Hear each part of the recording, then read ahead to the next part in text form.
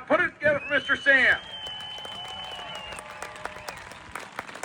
So LS George will give him some final tips on doing the burnout in the truck, the couple of switches to go through. They'll make sure that they get him prepared. Yesterday going 10 flat at almost 140 miles an hour in that F-150 pickup truck, the Sam Shine Express. He will be the first out of our exhibition cars to come up. Cletus McFarland will follow him. You know, it's almost a shame that they put a full-face helmet on Mr. Sam, because if they didn't, there would be a huge grin behind that helmet that you just can't see, because he is so happy to be out here racing. Ladies and gentlemen, Fred from 1320 Video down there, covering all the action. We appreciate 1320 Video being out here, covering Six Summer again. And it looks like they've got Mr. Sam belted in, helmet on. They're going to go ahead and put the pickup truck in the water where they need to be. And we're going to get things underway here. See a 9-second pass.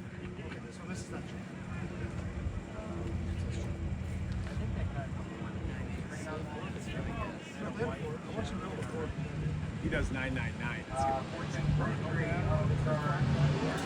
You freaking work truck. Oh yeah. So the burnout is done. I know there's a couple of switches they got to flick after getting the burnout done, converting it back to four-wheel drive mode. Want to make sure that Mr. Sam goes to the starting line with the best chance available. As I said yesterday,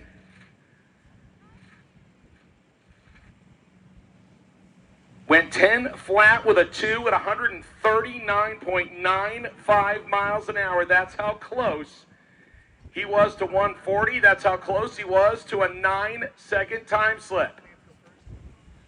So he's going to roll forward and get it staged up. You see George smiling because he wants to see it too.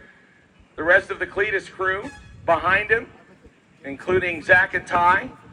And Doug from Motion Raceworks, our title sponsor, is here, along with his brother Andy from Motion Raceworks standing behind him. Good to see you, sir. All the anticipation building, as he was so happy to run 10 flat yesterday, but we just want to see what would happen if he just goes 1/100th of a second quicker. Can he do it right here to start activities for day number 5 of Six Summer?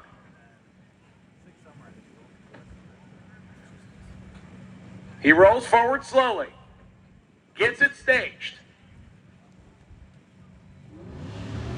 launches off the starting line 145 to 60 foot.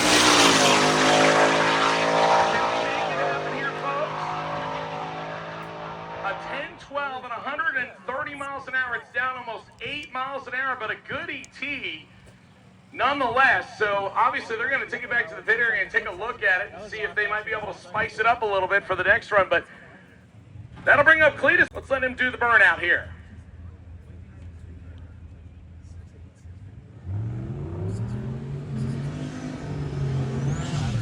Ladies and gentlemen, let Cletus hear you. He's got plenty of room to hear you applaud. Let him hear you out there. Look at him. He's like, come on, let's be louder. Let's hear it, folks. One more time. In the lumberjack. Apparently, he has hand signals where he guides himself into which side he wants to go to. He says, oh, maybe move it a little bit left over here. Move it to this side. Yesterday, Cletus running his best run ever of the week as he went 9:54 at 143 miles an hour in Lumberjack, the El Camino. The first car in our Cheap Car Challenge. How's he do right here?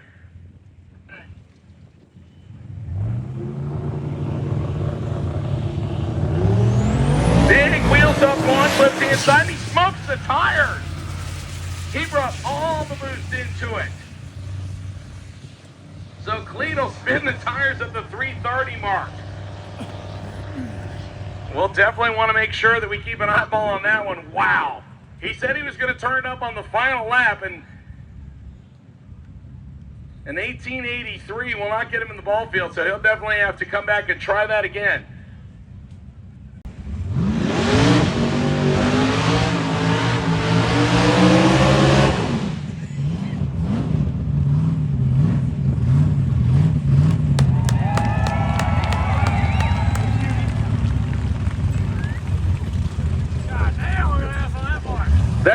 jack stand, James Tall in the nitrous fed 240 Nissan.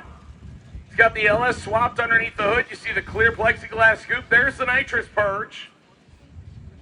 This is the only car in the Cheap Car Challenge that has gone an 8-second pass, and he did it right here on day number 1.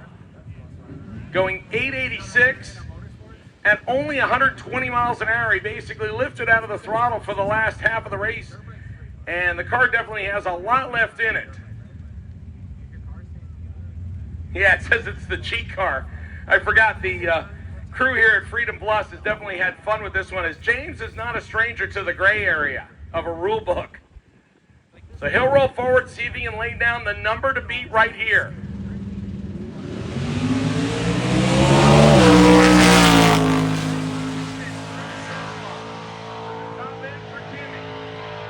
I'm at an 870 at 141 miles an hour, ladies and gentlemen. That is the quickest and fastest pass of the Cheap Car Challenge. Put your hands together for Jimmy.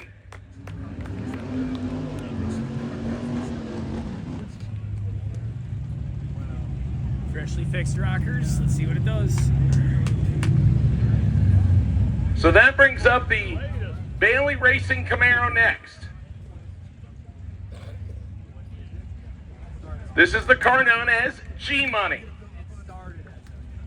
Tom picked this up the second day of sick week, did the big block swap for safety, added a whole lot of nitrous, and it has gone a 909 so far.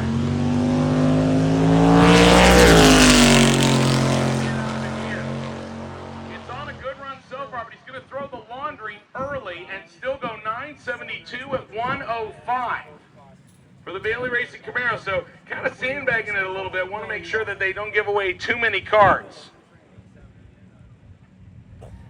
And that'll bring us to side-by-side action for our first pair in the D group, folks.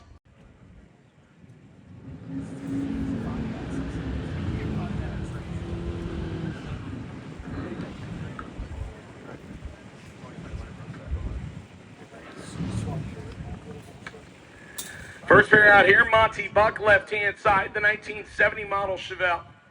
He'll line up with the 1967 model Chevelle on the opposite side of the racetrack. That is Justin Yoakum. Yoakum is running in the bullseye class, so he is looking for something that ends with a 16 or as close as he can get to it.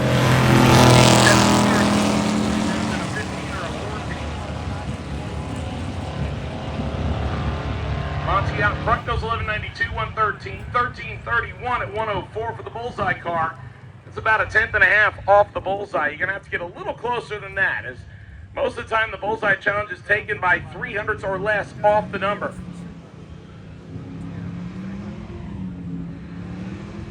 We'll bring up AJ Lloyd next on the right-hand side.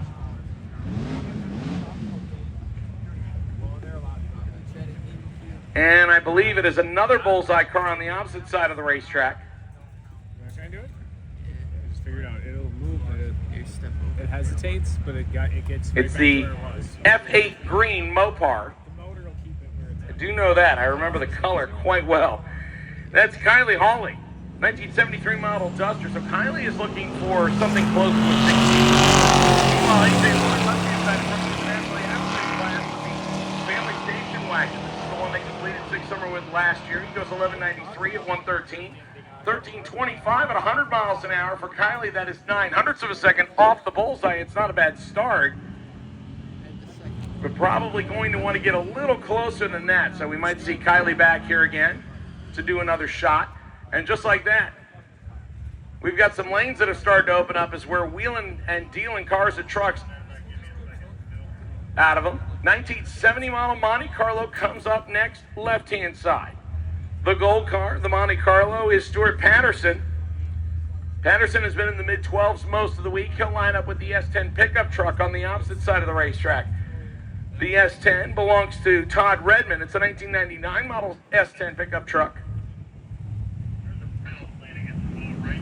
And it looks like the Monte Carlo got timed out. That is what the red light at the bottom means. When 3 lights are lit, the tree automatically fires, so the Monte Carlo will not get an elapsed time. The S10 pickup truck will go 1267 at 106. That'll bring up the GMC pickup truck and the Ford pickup truck next.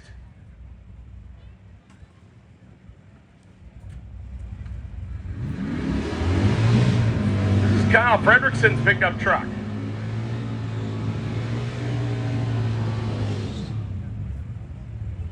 Fredrickson likes to get aggressive on those burnouts.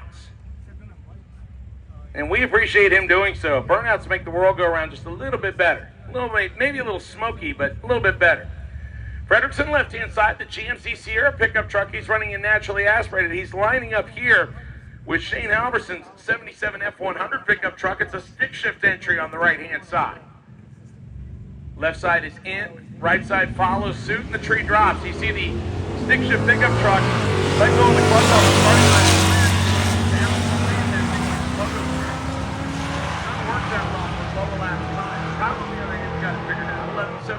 At 110 miles an hour, 1423 at 107 for the hippity-hoppin' F100.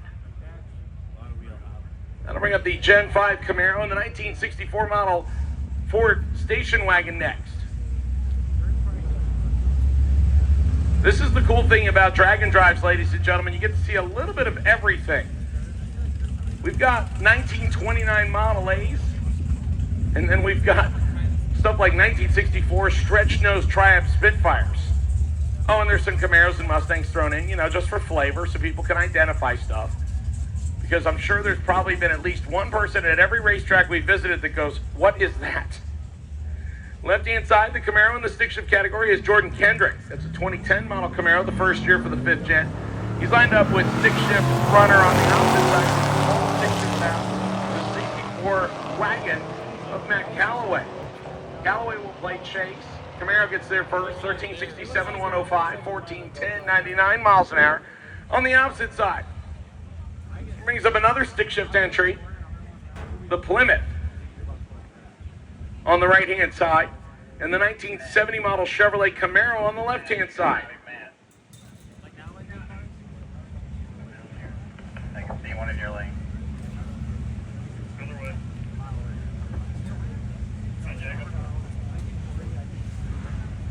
Outside of the wall. Outside of the wall.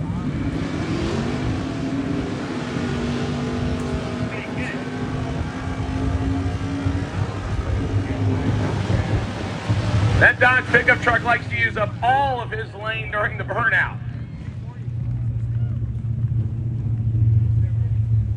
It hasn't quite gotten that squirrely so far, but Tony McDonald definitely having fun in the burnout. And we're not going to step in front of him and stop him. The 1937 Dodge pickup truck that he says green rust as the color. I don't know if it's rusty green or if it's green rust. Apparently now rust comes in different colors. He'll line up with the 70 model Camaro on the left-hand side, running in our bullseye category. That is Ben Tapkowski.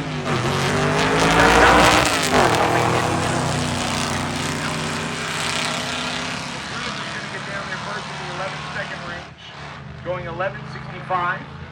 The Camaro pedaling the throttle a little bit and goes 1475 at 90 miles an hour.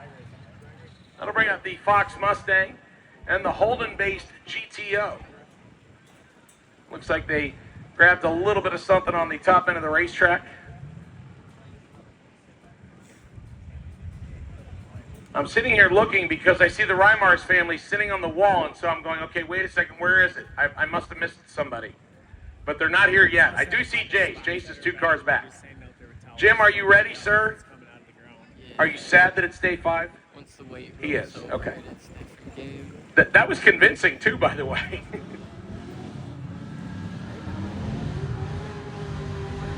The Holden Monero, originally based in Australia and had a slightly different look than this, and they made some changes to it and badged it as a Pontiac for 3 years. That's the car over on the right-hand side. He's running in the Dial Your Own category. That's Travis Beer, one of my top 5 favorite last names. I mean, how can you not like the last name of Beer? And if he's a newbie, he's supposed to buy the beer too, by the way, so it kind of works both ways. He's lined up with the Mustang GT, the Fox on the left-hand side of Andy Brodzinski. Brodzinski's also changing the gears in the Mustang. close together, but the GTO is starting to eke ahead. And he will get there first, 13.79 at 100 miles an hour, 14.46, 91 miles an hour on the opposite side. And that brings up Jace Reimers.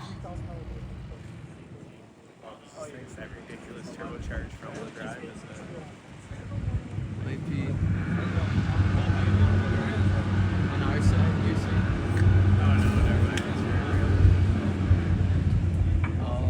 Father Jim must have given him extra credit to be able to go ahead and do bigger burnouts. Usually the Reimers family is known for bigger burnouts. They've started to reel them in a little bit, but that one right there looked like he gave him some extra clearance. Like, yeah, go ahead, make a smoke show, son. It's okay. So Jace doing his first drag and drive with us last year right here at Six Summer, following in the footsteps of his brother Cole. The Code Rust LTD. It's a 1985 model LTD. Running up to 1979 model on the opposite side of Sean Enoch.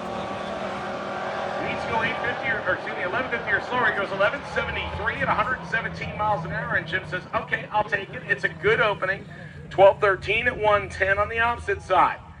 By the way, I still think, as far as I know, the Reimers family might be adopting.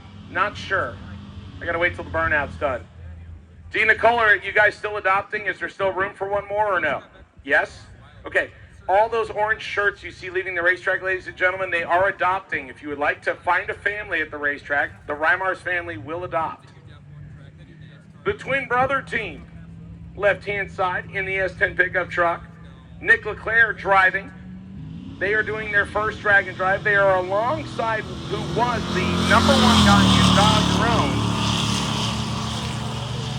Robert Hill, in the 2020 model F-150. Now, he's 19 thousandths between the numbers. And he just went about 2/10 slower than what he had previously gone. 1282 at 103 for the S10. 1435 at 95 miles an hour for Hill's entry. Now, Hill had been 14-13 and 14-14, so he needs to bring it back and try again and see if he can whittle a little bit of time off of that. 10-minute video tops. Just waiting on the, looks like about the 8th mile mark to let us know where we're at. In a 10-minute section is easier to look at than a 2-hour section. Yep. See now, if we got Mr. Sam to do my swap it back to two-wheel drive, he'd be in the 9s. 1 and 4, switch to 2 on the fly. That'll bring up the 69 Charger RT and the Chevrolet Stylemaster. Now, some of you may look at that 1941 Chevrolet and say, that's a Stylemaster? Well, yeah, there's still some of it left. It has taken on a different style since being acquired by its latest owner. Left-hand side is Steve Resnicki. Resnicki is running in the Dial Your Own class.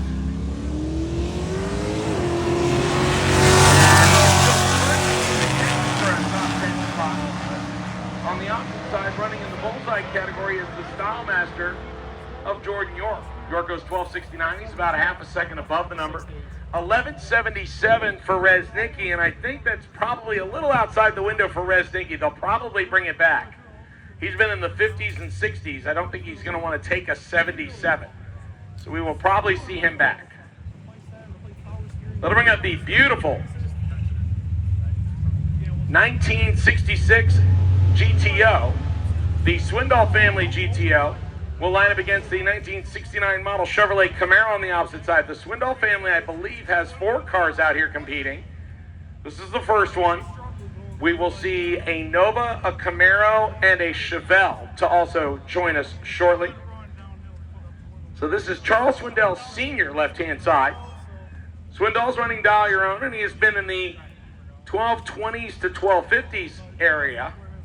He'll line up with the 1969 Camaro on the opposite side of the racetrack, the classic red with black stripes over the hood and deck lid. That is Kurt DeMay's 69 Camaro, and he's been in the low 13 second range.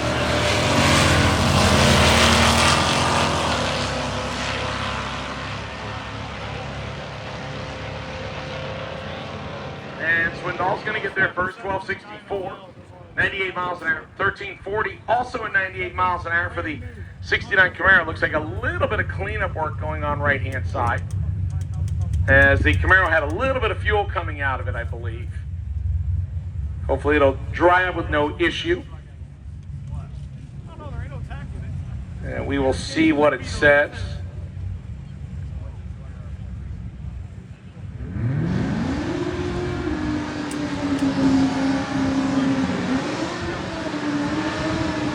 Just waiting on the A-OK, and then it looks like we gave it, and then we're good.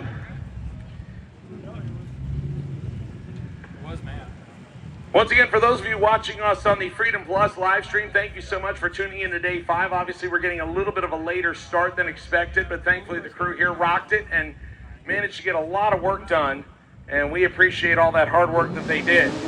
The Mustang left-hand side, that's David Lyric.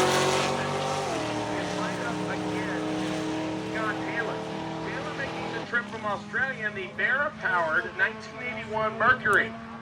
And he actually bought this car in February and Barra swapped it and goes 1490 at 95 miles an hour. And I was getting kind of the updated information from our very own Matt Rickey about all the great stuff that Scott Taylor has done for the drag and drive community over in Australia, and it's very cool to see him over here competing in one after covering it for the better part of a decade in both print as well as organization. I bring up the Crown Vic left side and the 63 Ford Falcon as our next pairing. The Ford Falcon belongs to Craig Delphs. It's a 63 model station wagon. This is back when you could get a lot of the station wagons in a 2-door or 4-door variety, by the way. Right-hand side is Tommy Dupree. Tommy is out of Summit Racing Equipment. He's normally the guy that you see driving the rigs and behind the table, and Tommy said he really wanted to compete in a drag and drive again. He did his first one about 5 years ago, and he wanted to bring out his own personal pickup truck, and unfortunately ran into issues, so this is Plan B. This is a bone stock Crown Vic that is running a road racing style series where you cannot modify the car. I just told him, I said, well, it means you're going to get to spend some extra time on the racetrack. Don't look at it as slow. Look at it as I get more time on the racetrack. 1462, 93 miles an hour for Delph's left side. 1902 at 69 miles an hour. Almost to sundial territory to measure his ET for Tommy Dupree.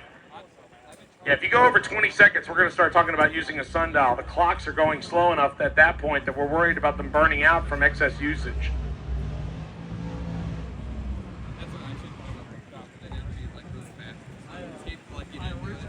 By the way, in case some of you are not picking up on it, I'm saying some of this with a lot of sarcasm. Once again, for all of you that are joining us on the Freedom Plus live stream, thank you so much for doing so. Our former winner from last year, Chris Mary, normally running that he's going to join us next year to watch more of this great action, including Gregory Darm in the Mustang going 1172 at 116 miles an hour on the right-hand side. The left-hand side was the Buick Regal running in the Bullseye Challenge. That's Lucas Ott's 84 Regal. He goes 1384. He's about, I'll give or take, about 6,800 hundredths above the Bullseye, so probably not going to get a top 3 finish with that. He might want to whittle a good half second out of it, maybe just a little more. Also, shout out to the first and only couple that I've ever married on a sick week, Houston and Kate McLean. They're watching back in Florida. I highly doubt that anybody's going to ask me to do that again, so had to make sure I got that in there.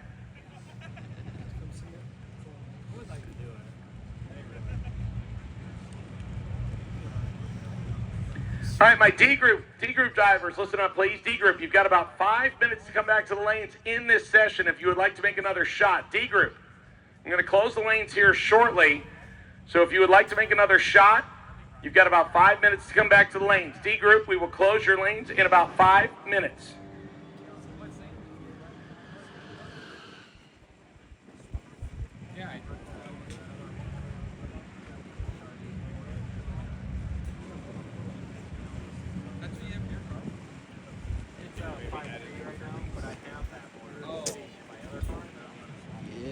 Outrun this with cutting out dead space. Right. Let's say people watching dead space. Oh, okay, that's what you're saying. Then I'm bringing up a couple of late model hot rods. The S550 Coyote powered Mustang left side and the Hellcat over on the right hand side. That's one of the adopted members of the Reimars family. believe he is running in the stick shift class. That is Jim Mesra, the 2016 model Challenger. He's lined up with the S550 running in the Dial Your Own category. That's Charlie Sharp, as opposed to Charlie Dull, who did not show up. 1089 at 128 for the Mustang, 1189 at 120 on the opposite side for Mesra's entry. Missed the quicker guy. That'll bring up Adam Green next. He's driving the white 79 Z28 Camaro. He has joined us for several SICK events this year so far, including SICK Week and SICK at the Rock, now doing SICK on the Green. So I think if you get to 3 of them, I think you get like a bonus prize from the merchandise trail. I'm just kidding. The bonus is that you get to participate in a drag and drive. That is the bonus, always. That is the way we look at it, ladies and gentlemen. It is awesome to be able to be out here, and there's a lot of people that would like to be in your place, including me. I wouldn't say I'm stuck up here. Steve Colby, 1978 model F-150 pickup truck. He'll line up left-hand side. That thing is period correct looking with the slot mags and all. And as I mentioned, Adam Green, the 79 Camaro.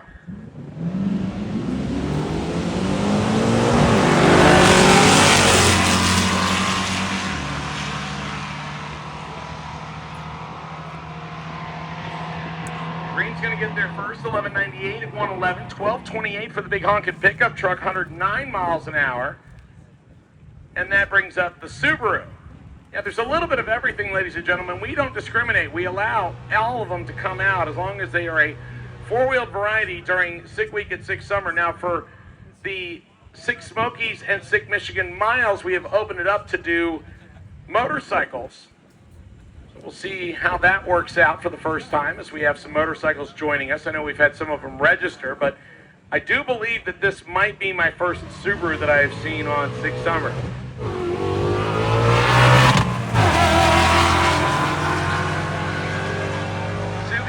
Victory. Right-hand side is day one winner in the Bullseye Challenge. Monty going 12:57 at 98 miles an hour. He's trying to get to that 16 number, but kind of missed a little bit. 13:25 at 102 for the Subaru. And it looks like the Mustang has actually pulled over to the side, so that could explain the mile-an-hour drop. So we are currently on hold here. So Steve Monty and his Mustang might have had some issues there. You notice he pulled over to the side and shut it off as soon as something happened, and we appreciate that because if there is any fluid or any parts or pieces that are coming out of it, it keeps them contained to one area. So drivers, we're on hold here for at least a minute or two. Again, I would not necessarily take your helmets off or take your belts off as we are just waiting to see what the word is from down there. All right, so Monty has been pulled off the racetrack. The 1977 model Cutlass Supreme. I want to let the majesticness of the burnout finish. The 77 Cutlass Supreme, yeah, it's a Supreme version. It's not just a regular version, it's a big one. He'll line up with the 68 model Torino on the opposite side. His nickname is not the Gutless Cutlass.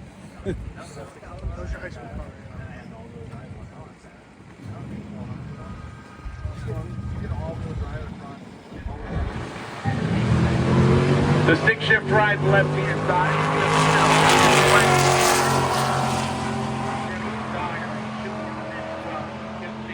11-second Oldsmobile on the opposite side of the racetrack. And the Oldsmobile will go 1195 at 111, 1193 at 113 for the Torino. I was working better before I Got to see where that lands as far as Mike has been running during the week.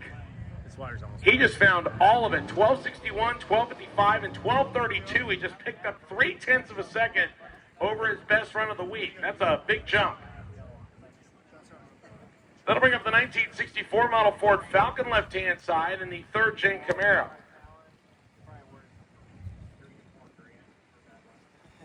By the way, we do time the Falcon with a sundial. It is north of 20 seconds. He is running in the bullseye category, just giving you the heads up in case you want to stretch your legs. Zach Conrad, 64. then Steel Kid is running best of 21:34. The Camaro is going to finish the run before he gets to the 8th mile. 11:84 at 1:13 for Antonio Colonna on the right side, and Zach will get there in 22.73 seconds. It's about a second and a half slower than he was running, so you might want to look at tuning that car up just a little bit. Yes, that was sarcasm, ladies and gentlemen. Unfortunately, I see him talking to the camera. Wait, he stopped. Ladies and gentlemen, you know who it is? It's Fred from 1320 Video, and it's actually his birthday today.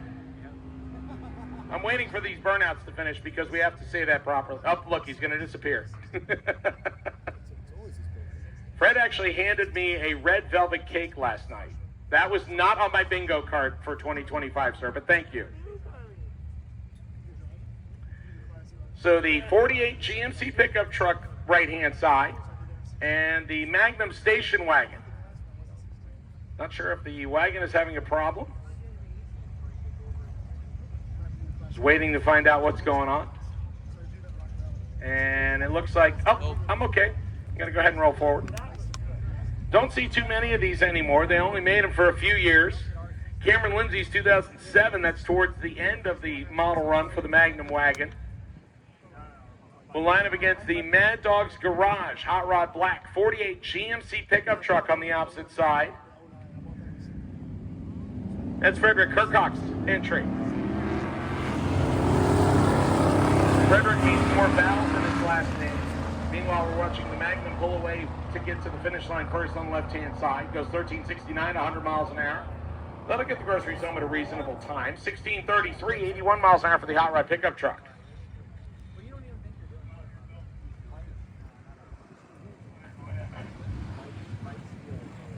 Like the opposite. You do 40 miles an hour. All right, guys. Oh, God. Yeah, it's still good. It's still good. If we get it good. Yeah. You just gotta aim for the center. There you go.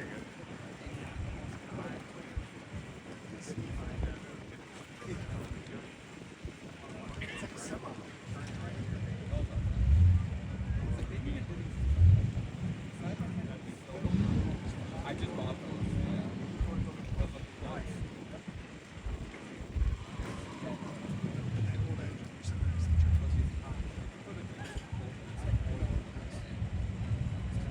Folks, when you sign up for a drag and drive, it's usually months in advance, and you normally have a Plan A car, and then there are times when that Plan A car just does not work out, so you go to Plan B. Either that or you just say, okay, well, I'm not going to go. But Gary Gadsky bringing out the Jaguar XER Coupe. We don't see very many Jags out here, and we appreciate the fact that Gary could have very easily just said, well, I didn't leave my car, so I'm going to stay home, but instead, brought out that magnificent Jag on the right side. He goes 1252, 112. Left-hand side is running in the bullseye category. That's Casey Burnett. And Burnett goes 1702 and 85 miles an hour. He misses the 16 by a little bit. That'll bring up Casper, the white Impala, on the right-hand side. Left-hand side is the all-wheel drive 4x4 F-150 pickup truck. This is the crew cab edition. Most of the F-150 pickup trucks that we see hopped up are standard cab models. In other words, they keep the weight down on them, but this one likes to bring along friends and family, so they use the four-door variety.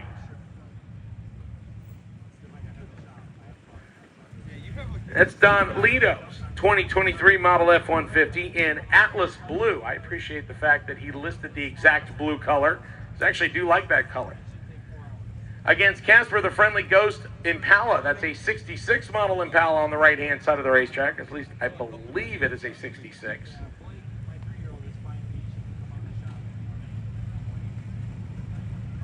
And just trying to get into the right spot on the racetrack to get it staged up.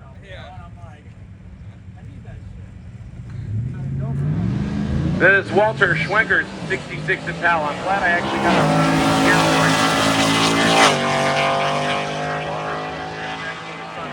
left side is going to get there way in front.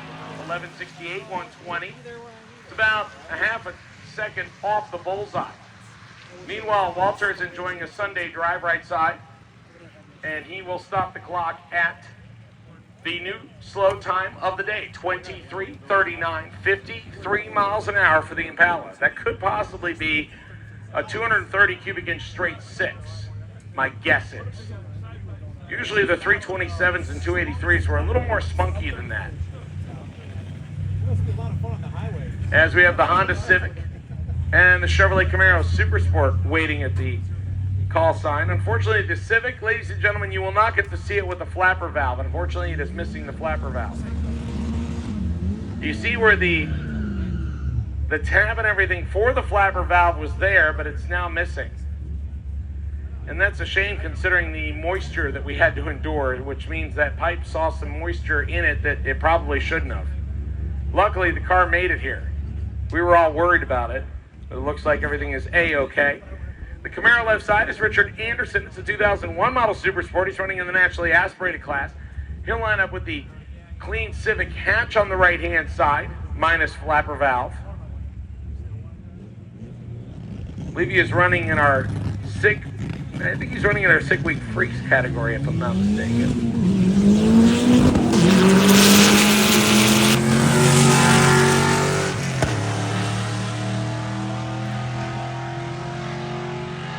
This is Derek Zastro.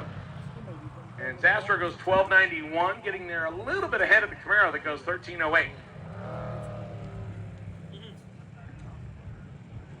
The Coyote-powered Mustang, the S550 chassis, lining up with the Dodge Challenger, is doesn't look like a Hellcat, at least not from what I see on the badging on the side here, but I'm trying to see.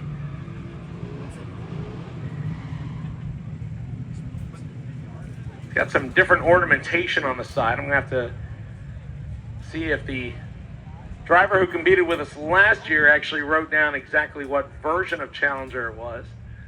This is Clint Livingood's 2021 model Challenger. He's been in the 1230s, 1240s most of the week. He's lined up with the Mustang running in the stick shift category he's running on the naturally aspirated side. That's Brian Clark's Mustang. It's a 2021 model. Clark leading first. Mopar already around him. And Living Good will live good. Getting there first at 1238, 108, 1315, 109 for the Mustang. The twin-turbo 68 Mustang and the 1962 Impala come up next. They are just waiting on the top end to get the clear sign, as well as a little bit of racetrack touch-up on the starting line. Tanner Windell coming up left-hand side in the 62 Impala. It is one of two 62 Impalas we have here, and it is Tanner as well as Ellen Windell. And Ellen we will see shortly. She is driving the blue Chevrolet Camaro that I believe is sitting about 5 cars back in the next lane. Now Tanner is running in the bullseye category. That's the category with the R at the end of the number. So you see the D391R on the windshield in the back glass. So the 391 is his car number. D represents the grouping, which is 1150 and slower. And then the R stands for the class that we put you in. So that is chosen by the driver.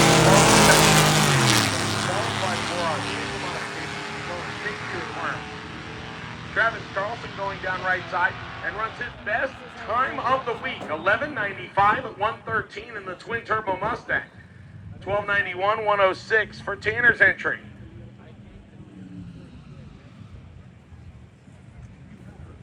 That'll bring up an all pickup truck battle.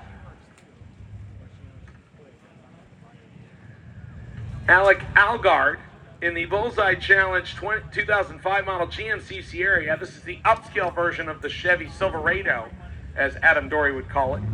He's lined up with Chris Cabe. Cabe is running the first generation Ford Lightning left side. Now Cabe is running in the dial your own category, whereas the right hand side, the GMC Sierra Turbo kicks in right there. He is running in the Bullseye Challenge, so he's looking for something close to the number 16 at the end of his time slip. What's he get? 1242, he's off the number by about 2,600. That's a decent amount. You want to get it a little closer than that. 1599 with a 1 at the end of it, 82 miles an hour for Chris Cabe's Lightning. That'll bring up Kelly Ann in the Mustang. and the Audi on the opposite side. Now again, I talk about the fact that we have a little bit of everything out here. I don't think we have had an Audi R8 yet. So Cloyd Nolt running in Dial Your Own. Been in the low 13s in this car. Now Kelly's car, ironically, is in one of the spreads of the stories that was featured in our 6 Summer pamphlet. And Kelly's going to jump out of the lead first against the Audi. She's going to try her best to take that not only the week, but her career yesterday. And she goes 11:85 today. I don't think that's going to be better than what she ran yesterday. Yeah, it's just slightly slower. 13:10 at 98 miles an hour for the Audi left side.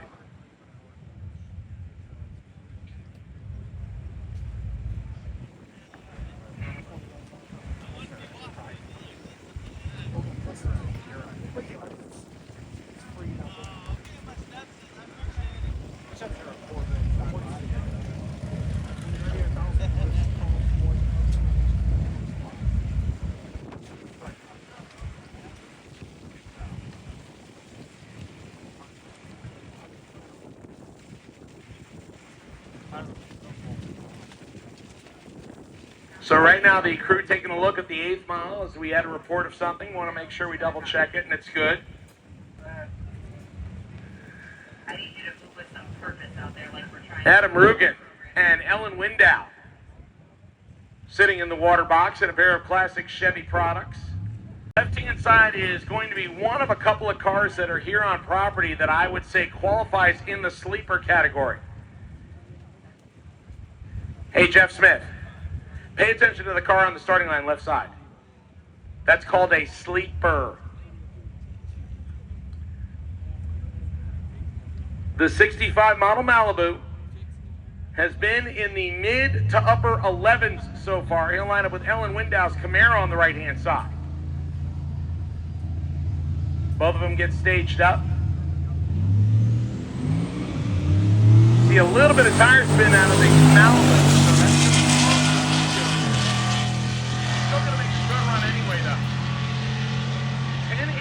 At 130, and that is not what you would see. Look at Jeff's face. Jeff Smith's going, okay, yeah, didn't expect that. Not on my bingo card. 13:56 at 98 miles an hour for Ellen. She's running in the Bullseye Challenge. She's 4/10 off the number.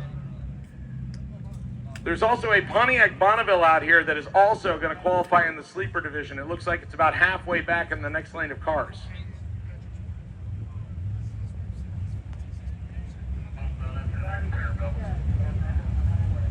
Yes, everything was bordered to the ground. What were you worried about? Stop worrying. Stop it.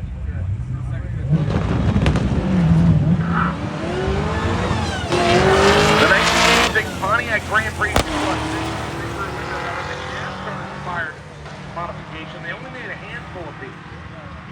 Jacob Larson in the stick shift entry goes 12:02 at 118. Left-hand side goes 14:97 at 87 miles an hour in the 1973 pickup truck of Dave Haygood. So we have Living Good and Haygood. I'm wondering what other goods we could have. Actually, there is a guy named Good with an E at the end of it. I don't know if you pronounce the E or not. It's kind of a coin flip.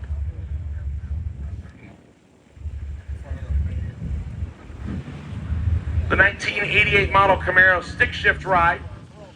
That is William Flockett. No, I kept it PG rated. That's clean. That's his last name, Flockett. And Eric Lawson will come up in the turbocharged Buick on the opposite side. He has run 6 Summer with us a couple of years. I believe he's doing it with his son. At least that's what, when I wrote the story about this car not too long ago, that's what he was doing. And I will tell you that there are a lot of really comfortable seats from the factory, but factory benches in GM cars from the 70s and 80s are pretty solid. Like, you could take an extended nap in those things. Like, fall asleep in the staging lanes and not wake up until somebody raps on the window. Walking this car down that side. And he's going to get there first around an 11-second time, so up 11:62, 117. About an 11:69 at 122 on the opposite side for Eric Lawson's entry. Another one of our bullseye entries, again looking to see how close they can get to that magic number 16, is Roger Bergman. Bergman's four-door, 1970 model Chevrolet Chevelle. Staging up on the left-hand side, the 1997 model Trans Am the last year for the LT1 powered Trans Am. They went to the LS in 98. And this Cooper Wiley Trans Am. Both of them having putting down all the power they can make. But the Chevelle will get there for 1268, 1262 for the Firebird. Sorry, I got the whole story on his axe. That'll bring another Trans Am. This is an LS powered hot rod on the left side, and we'll line up against the Ford T-Bird, the Thunderbird on the right-hand side. I believe this Trans Am has a little bit of nitrous on board. Yep, there it is. You see the purge valve happening? What that does is it allows them to clean the line out, make sure everything is good between the bottle and the solenoids. It also can help to bleed off bottle pressure. You really want these things between about 900 and 950 pounds of pressure, and if it's much beyond that, it'll run lean. If it's colder than that, meaning under 900, it tends to run rich.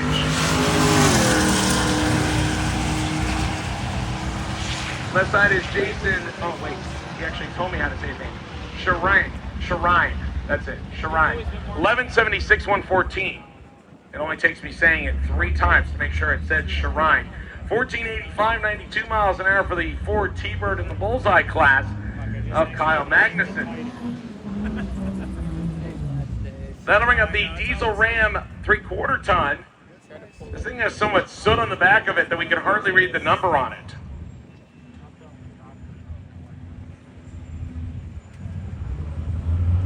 We'll line up against the 3rd generation Chevrolet Camaro on the right-hand side. You see the Dodge trying to roll to the starting line, getting the boost up as much as they can because the tree will drop quickly, and they want to make sure that they stage with as much boost pressure as possible.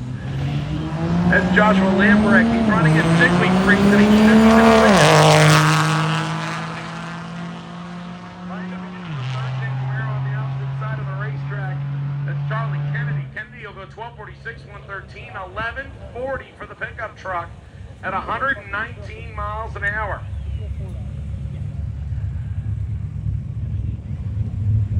We appreciate Lamprek and all the fogging he's done. The mosquito and bug population has dropped significantly here at Byron. That'll bring up the 1953 F100, I believe. Actually, that could be an F1. I'm not 100% sure on that, so don't quote me. But I do know that is a 1966 Bonneville left-hand side. Hey, Jeff Smith, remember what I said about sleepers? He's sitting on the wall asking like that. Left-hand side is another one of those sleeper category cars. It's a little bit slow compared to what it had been running. It might have spun the tires. 1231, 115 for the big honkin' Pontiac Bonneville. That was Todd Fogel's Bonneville. On the opposite side of the racetrack, the stick shift entry of Brandon Baumkamp, the F100. He went 1274. That'll bring out the what they used to refer to as Coke bottle shaped GTO. This is Rob Sinker's GTO. I believe it's a 1968 model.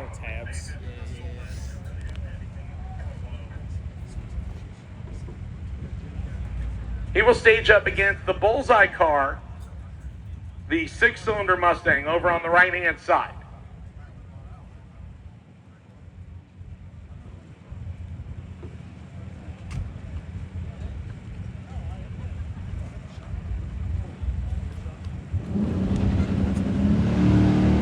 There's Brian Rollerson. Rollerson picked up 2 Bullseye titles last year with this car. Got close to getting one already this year, but finished in the number 3 spot on one of them. He's looking for 16 and goes 93. 1223, 109 for the GTO. 1393 and 99 miles an hour for Rollerson's entry. So he just needs to slow it down a little bit and he'll be okay. Then they'll bring up a pair of LS powered hot rods, the Pontiac Trans Am left side, the C5 Corvette right hand side.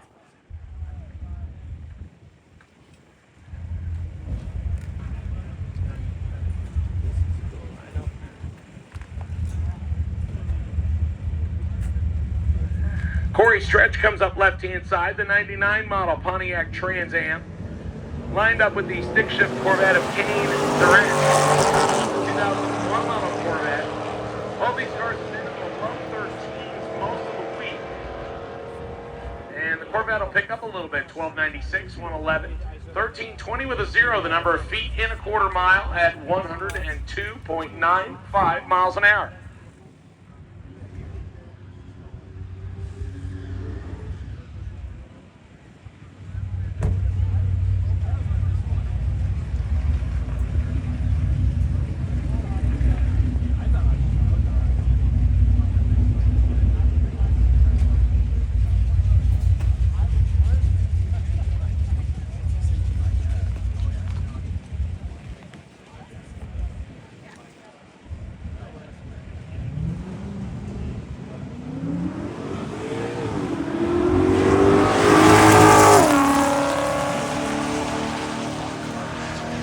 Multicolored Fox Mustang going down left-hand side.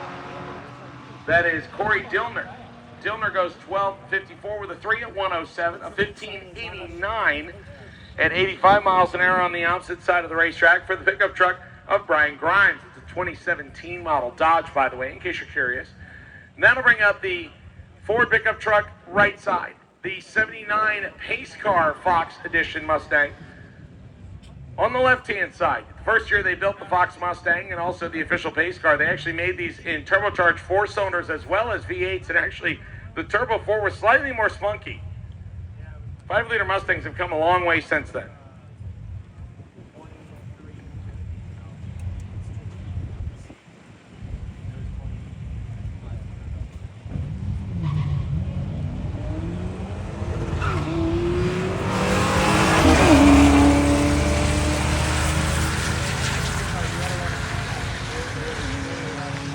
Ron Sipple and Jeremy Roloff. Sipple goes 13.10 at 102. 16.95 at 78 miles an hour on the opposite side for the pickup truck. We had 7 VW Beetles start the week with us, ladies and gentlemen. I think we are down to 6. Need to look and find out exact numbers here. I think we're down to 6, if I'm not mistaken. There's 4 that rolled in all lined up. Yeah, the beat-up club showed up in Forders last night. Yeah. I thought that was awesome. Fast ones. This is one of them. No, actually, unfortunately, we are now down to 4. We lost a couple more.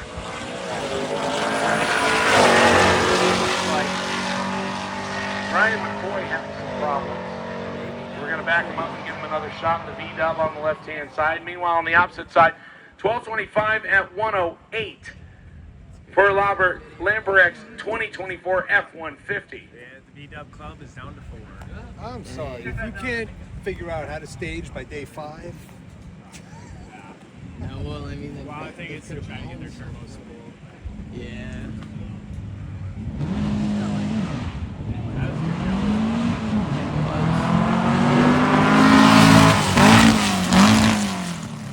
And McCoy made it through the first 2 gears, but you could hear that he had some problems with third. Busted up. At least I did.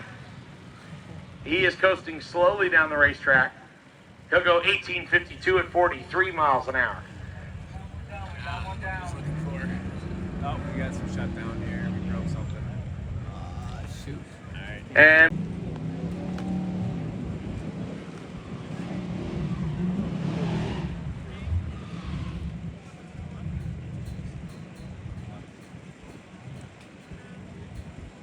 That looks like it's got a little jump to it. all right, attention in the bits, attention in the bits. I will take A and B group slick tire cars quarantine to lane number 1, please. A and B group slick quarantine to lane 1.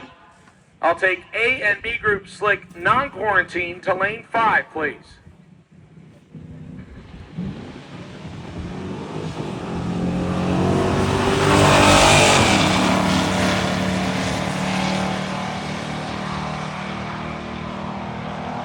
Our next pair on the way down the racetrack, the Mustang Bullet, left-hand side, the 2001 model Mustang, the green car.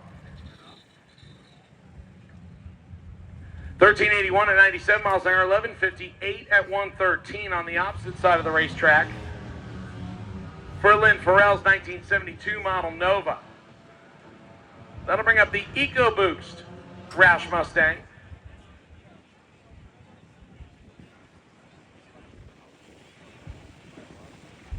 Against the S10 pickup truck. The pickup truck is running in the Bullseye Challenge. That is Tyler Hickson's 1996 model S10. He's going to line up with the, literally sounds like a group of angry bees underneath the hood of the Roush Racing style EcoBoost. And Roush actually modifies not only the Coyote design one, but also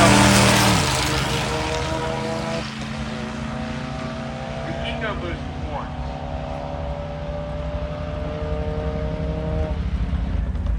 That is Keith DeLuca's ride. He goes $13.99, $14.61 left-hand side for the S10 pickup truck. That'll bring up Jim Shipley and Daniel Balk. Balk of the El Camino left on the right-hand side. He is a two-time and defending Dial Your Own winner here at Six Summer. He's got his work cut out for him this year as he's been a little bit off between his numbers. I mean, he still has a chance of getting a top 10 finish, but to win is probably going to be difficult here. He's going to line up with Jim Shipley. Shipley is in a 1988 LTD Country Squire, all the wood that he could find wagon. Watch this thing pick up the left-hand side tire about 2 feet.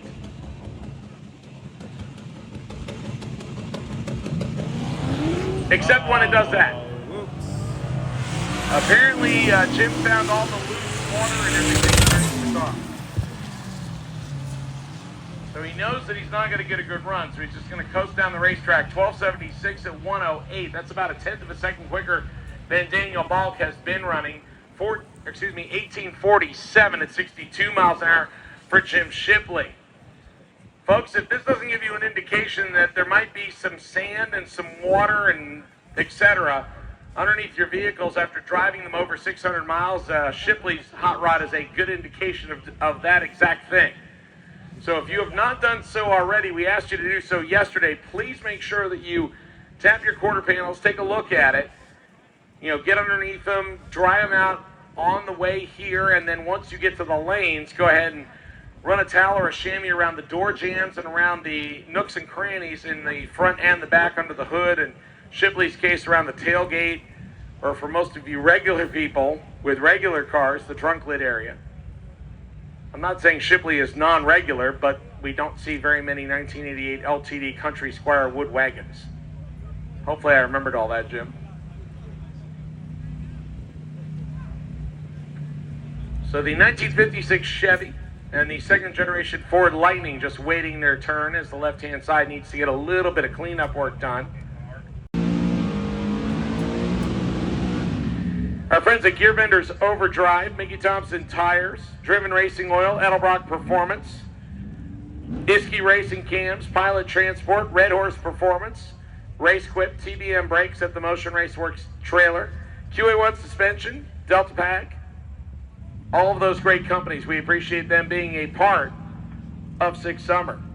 Back underway with a pair on the starting line here, the 1956 Chevy going down right-hand side. Going down the left-hand side. Casey Batson in the 56 Chevy. Lined up here against the Lightning of Joseph Bertheimer. Bertheimer goes 1285 at 106, 12 with a 1 at the end of it at 108 for the 56 Chevy. That'll bring up the brother and sister rides.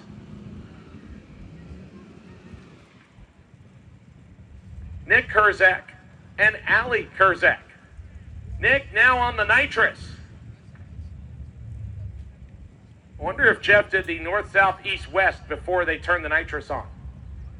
Nick is driving the Fairmont on the right-hand side. His father, Jeff, watches. Allie Gator in the Dodge Dart left-hand side. She ran her personal best yesterday in the Dodge Dart. She'd like to be able to do a little bit better than that if she could. We'll see how she does right here as Nick will arm the nitrous. Nick's car looked like it responded to the nitrous quite well.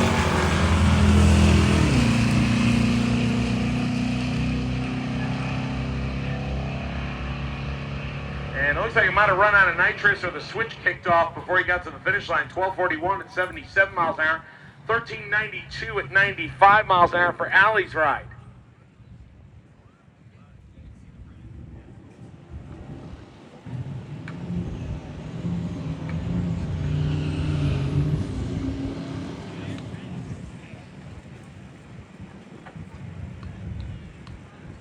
That'll bring up a pair of pickup trucks, one diesel, one on gas.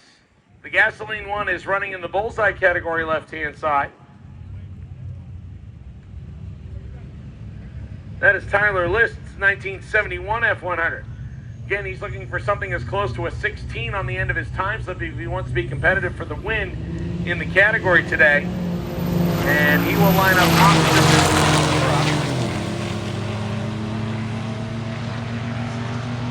of Chris Steele. Steele goes 11:59 with a 9 at the end of it, a 1:16. 13:13, just a couple hundredths under the number that he wants to hit. Tyler List just missing the bullseye. A 13:13, if he was about 2.5 hundredths slower, he would have been perfect, right on the number.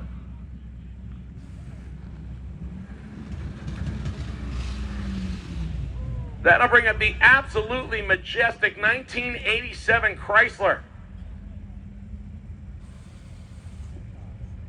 And the 62 Impala on the opposite side.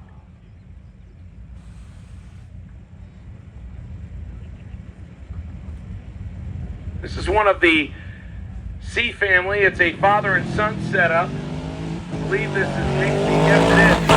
Fiction category. Jared Nowinski going down left-hand side in that Town and Country 87 Chrysler. He's running in the Sick Week Freaks category. He goes 12:82 at 107, 11:26 at 121 for Nick C. And since we just ran Nick, we will probably see Dave here in just a minute. He is running the orange 63 Nova, and he is actually one pair back. And that'll bring up the 86 Mercury Marquis and the 66 Dodge Coronet 440 next.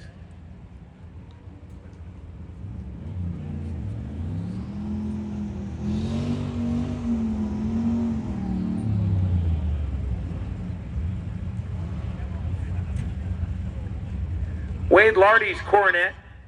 It's been in the low 12 so far. Gorgeous looking 66 Plymouth over on the right hand side. He'll line up with the standard Marquis, although it's making some boost leak sounds. Wonder if he has a Terpsky underneath the hood. That's Adam Malik. Actually, that's not Malik. Hang on one second. I think I have a wrong number in here. That looks more like what I was looking for. Nathan Clabby in the stick shift category. Nathan's having some problems. Down the drag strip, and he could say he completed 6 summer, but probably a little slower than he wanted to. 12:07, 1:12. That is the best run of the week for the Mopar on the right-hand side. 15:75. That's about 3 seconds off of where the Mercury has been. That'll bring Dave C up and the 1988 S10 pickup truck. So we just saw Nick go down in the two-tone 62 Impala on the right side. And now Father Dave in the 63 Nova goes down left-hand side. He is also running in the stick shift category. They're going to line up with the S10 pickup truck of Mark Zadigan. C will get there first, 11:91, 1:19. Zadigan goes 13:23 at 1:07 in the S10 pickup truck. That'll bring up another one of our V-dubs as we continue to work our way through the D category. Looks like several of them have come back for another shot. We have called the A and B group Slick Quarantine to lane 1 and A and B group Slick Non-Quarantine to lane 5. And it looks like we have lane 6 as well. I see Cameron Alley, one of our 6 Street Race 275 competitors, sitting at the front in the Sick Orange approved 97 Mustang. I think Tom actually walked over and gave it. It's okay. It's a shade or two off from our official orange, but it's close enough.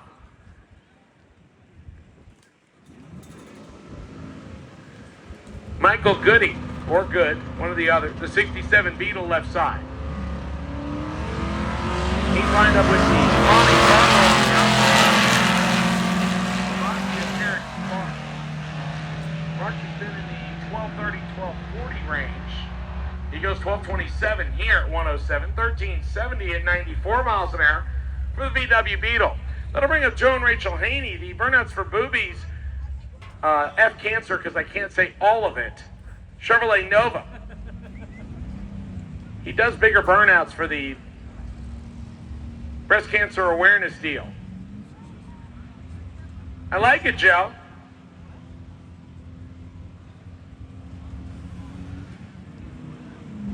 I'll tell you what, man, $20 goes a long way with Joe Haney.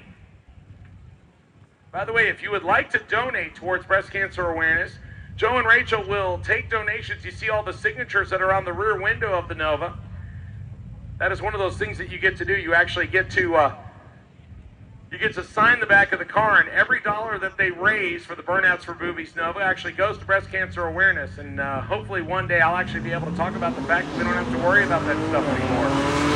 Hopefully it'll happen. On the opposite side, Katie Clark's 2023 model Explorer. She goes 1262 at 108, 1280 for Joe Haney with some nitrous left on the end of it at 105.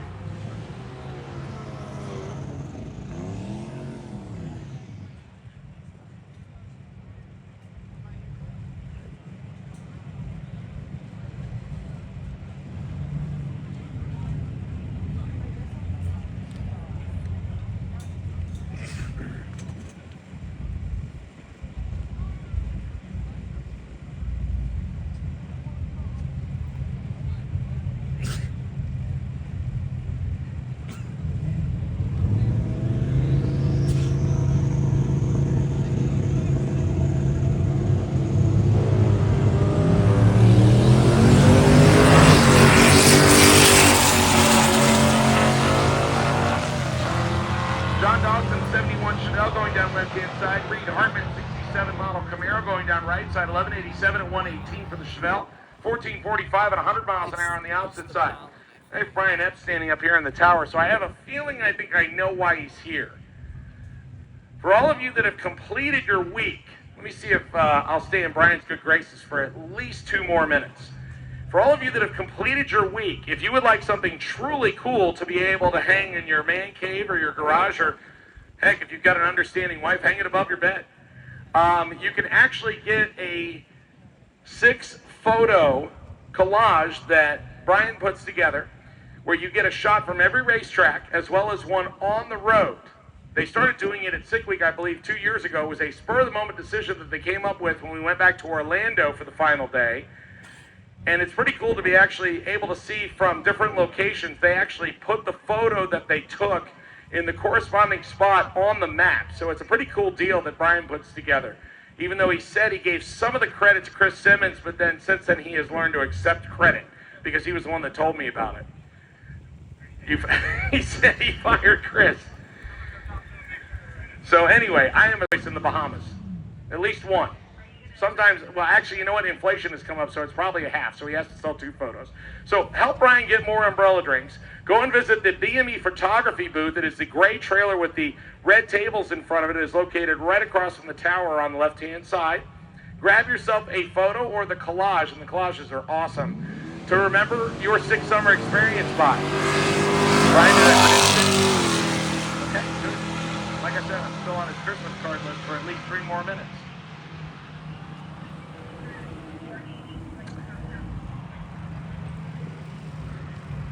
A couple of our bullseye cars, Dan Jenkins in the Challenger going 1207, just missing it. And how about right-hand side, right on the number, 1216 with a 2. Dead on the number with a 2 on it on the right-hand side for Tom Cumby.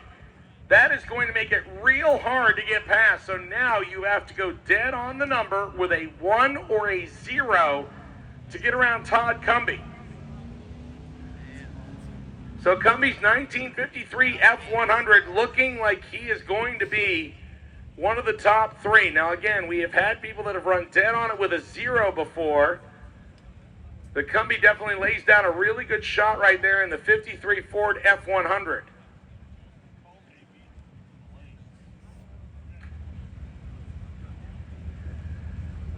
That'll bring up the GMC Canyon and the Ford Galaxy as our next matchup. Galaxy right-hand side is Gregory Petrick. It's a 65 model Galaxy. He'll line up with the Canyon on the opposite side of James Corson.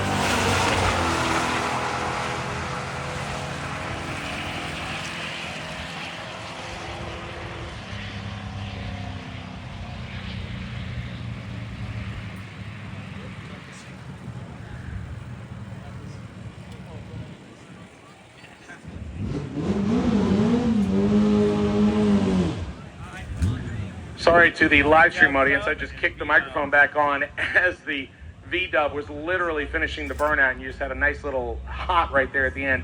1703 left side, 1162 on the right-hand side. That brings up Prescott Phillips. Phillips in the VW Bug. He is one of the cars that was used on our racetrack T-shirts. If he drops the clutch just right, it'll do a nice little wheel stand. Like I said, if he drops the clutch correctly. You got to work with me here, Preston. All this build-up for the people, and then you let us down. Joe Shalane in the 2004 BMW 330xi goes 1595, 1537 for the VW. Usually Prescott is a little quicker than that. He's been in the bottom 12s, upper 11s, so we'll see what he does as he comes back during the all-run is the plan.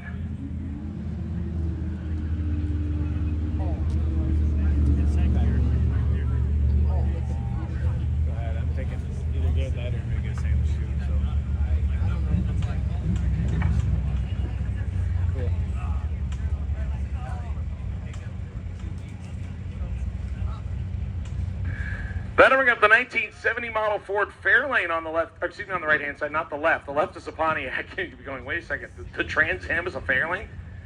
That is Christine Wiegand on the left-hand side. Wiegand driving a real deal 71 Trans Am. She has joined us for several SICK events, including 666 last year, where she did 1,400 plus miles in this 71 Pontiac. It is still Pontiac powered, by the way. And Christine having some problems. The Fairlane on the opposite side will go 1295 at 105. For John Duquette's 1970 model Ford. So Christine will back up and try again. Christine has been competing in SICK Summer along with her husband Eric, who is driving a 66 Le Mans in the Pro Dial Your Own class. It's an 8-second Le Mans. I hope that nobody shoots daggers at me. Unfortunately, it is LS swapped. But it is turbo, and it does run 8s. So hopefully you show some mercy on him.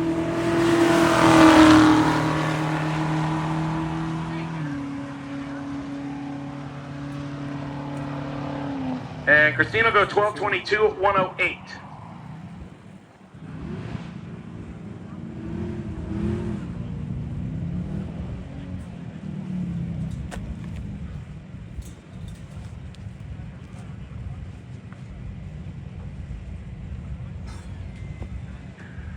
All right, folks, looks like we have a pair on the starting line and then another pair in the water. And then I've been told that Cletus McFarland is going to come up and make another shot in the Lumberjack. And it looks like we have the Bailey car behind him, so we may have another time shot for the Cheap Car Challenge. 500 going down left-hand side is Terry Scott. Terry running in the stick-shift category alongside the pickup truck of Jonathan Hansen. Hansen goes 1369 at 99 miles an hour, 1224 at 99 for Terry Scott's entry. As we start to bring some of our vehicles around for their second shot, the 1970 Monte Carlo of Stuart Patterson comes up left side. We'll line up against the Pontiac Solstice.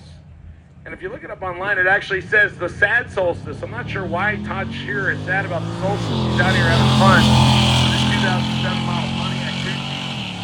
He's sad because Monte Carlo's pulling away from him? I don't know.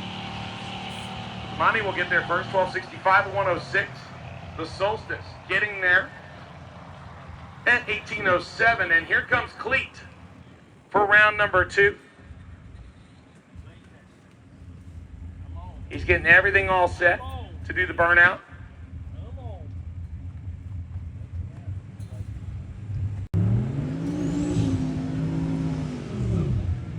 All right, ladies and gentlemen, so Cletus McFarland coming up for another shot here in the El Camino known as Lumberjack. You can see he took the doors off of it. It resulted in a best pass of the week yesterday of 9:54 at 1:43. Unfortunately, on his first run today, the car hazed the tires hard about the 300-foot mark. So Clee would love to be able to lay down another 9-second pass right here. Can he do better than 9:54? He'll stage carefully.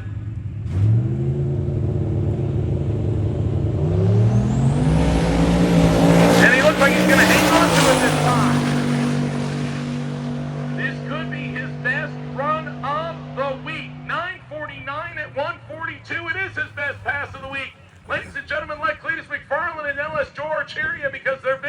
out there. They appreciate your applause. Let them hear it. Cleet just ran his best pass.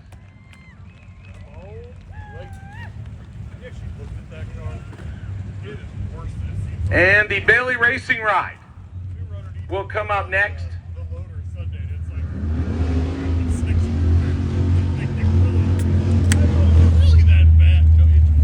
The third generation Camaro that they call G-Money. When they originally picked this car up, it was a 12-second small block powered third gen Camaro. Since then, Tom has gone over it for safety, put in a full roll cage, and swapped to a big block because he said, well, you know, the small block, if we sprayed that much nitrous to it, it would blow up. So it's a safety factor, folks. We got to fix that. So we went to a big block for safety. It was within the budget. They added some better brakes, some better wheels and tires.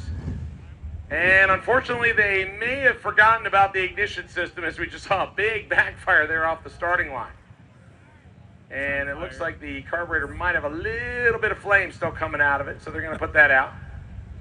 That's what happens if you accidentally get a little bit too much fuel all at once, and then the nitrous helps it as far as igniting all that raw fuel. So they are going to push the vehicle back, it looks like. See if they can maybe get it refired.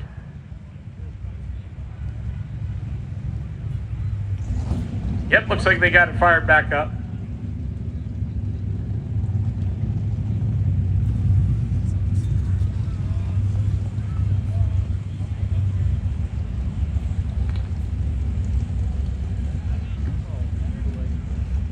So Aiden Bailey will stage up the Camaro. See, without a big fireball. Looking like he's wanting to make sure that everything is still okay, checking all the gauges, make sure that the car is square.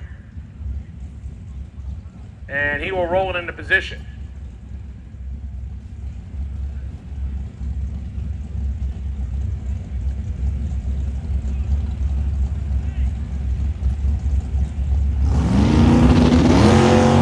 And this time it comes off the line. We could see an 8 here, an 897 and 152 miles an hour, the first 8-second pass for G-Money. Ladies and gentlemen, Jack and Jimmy has some competition. We now have 2 8-second cars in the $10,000 cheap car challenge. And now Jimmy out there talking a little bit because he knows that he's got somebody alongside of him that could run in the 8s. So let's see how that'll work itself out as we work our way through the day here today. As everybody has kind of gotten their vehicles refined a good bit since sick week, and now everybody is playing in the 9s or the 8s, and we'll bring up a pair of pickup trucks. Kyle Fredrickson on the right-hand side in the GMC. He's going to line up with the Ford on the left side. That is Shane Halverson's stick shift car.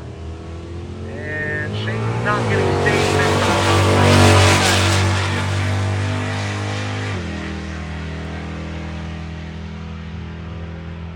So Kyle will go 1165 at 112. By the way, folks, if you want to check out all of the Cheap Car Challenge competitors, they are located right across from. Keep in mind, we do not want everybody crowding around the front of staging lane number 1 because it'll not allow us to get cars out. We would ask that you step to the opposite side. Halverson lets the clutch out easy this time. He doesn't want the rear end up. Head-legged, he's got it figured out. On his way to a high 12-second time slip. And he actually does pretty solidly out the back half. He goes 12:22 at 112 miles an hour. Tony McDonald once again doing a big burnout in the 37 Plymouth. Sorry, The thing about Tony is he'll back this thing up quick so he doesn't keep his competitor waiting too long. Tony has run several drag and drives with the rust green pickup truck. I'm looking at it and I'm trying to find the green that remains on it because a lot of it has turned to rust, or at least rust colored.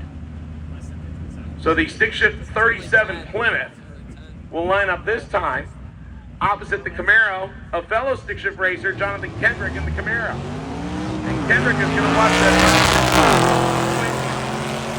Having several crossings to finish by the time he gets there. 11:24, 121, 13:19 at 110 for the Camaro. Okay.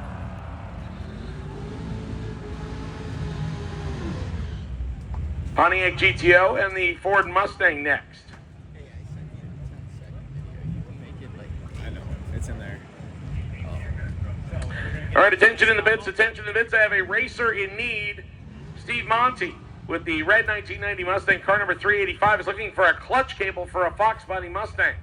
A clutch cable for a Fox body Mustang. If you have one or know where we could get one, day number 1, Bullseye Challenge winner Steve Monty could love to take one off your hands. Again, car number 385, the red 1990 hatch Mustang in the bid area behind the tower.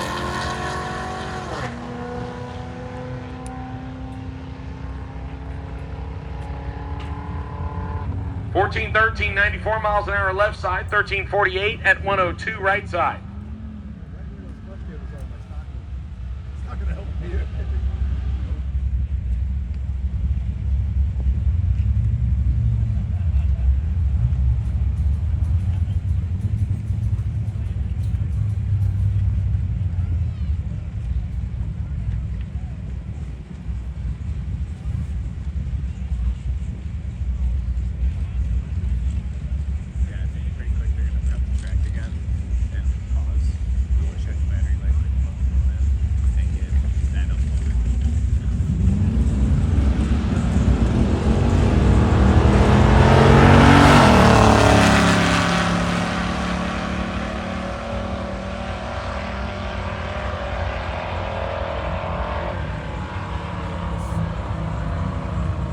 1169 at 118 miles an hour on the right-hand side for Jace Reimers in the LTD as he quickens his pace just a touch from what he ran earlier. On the opposite side, the Chevrolet Camaro of Sean Enoch went 1222 at 111. That'll bring up Steve Resnicki in the 69 Dodge Charger, the RT version. And he will line up with Robert Hill, currently sitting in the number 6 spot, dial your own. He wants to try to get a 1413 or 1414, 1148 at 114 for left side, 1401. As Hill gets a little on the quick side there, so he's going to need to slow it down a touch.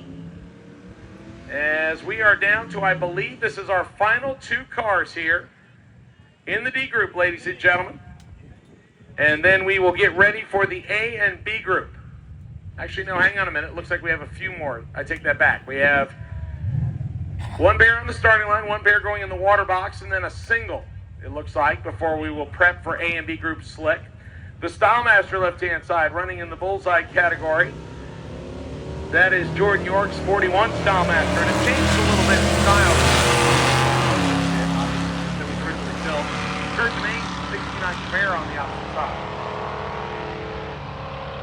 1337, 99 miles an hour for the Camaro. 1327, the 10th quicker, 103 for the Stylemaster. Brings up the 84 Buick Regal and the 81 model Barra-powered Fairmont Futura. And it looks like the Camaro once again is dripping some fuel on the right side, so they had to mop that up just a little.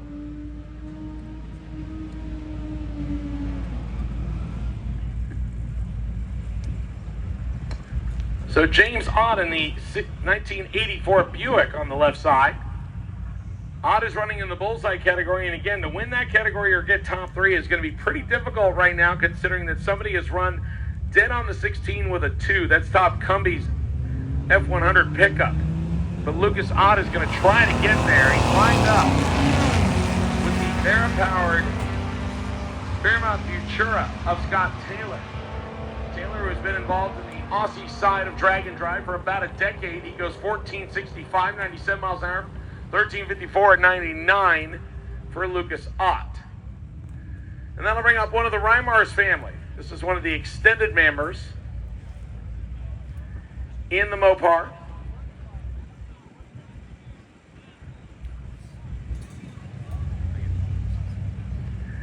I believe this is Jim Mesra. Mesra driving the 2016 model Challenger. It's a stick-shift ride. And he will be our final D car to go down the racetrack. 12:05 at 119 for Mesra's entry. All right, folks, that will officially wrap up the D group for their first session.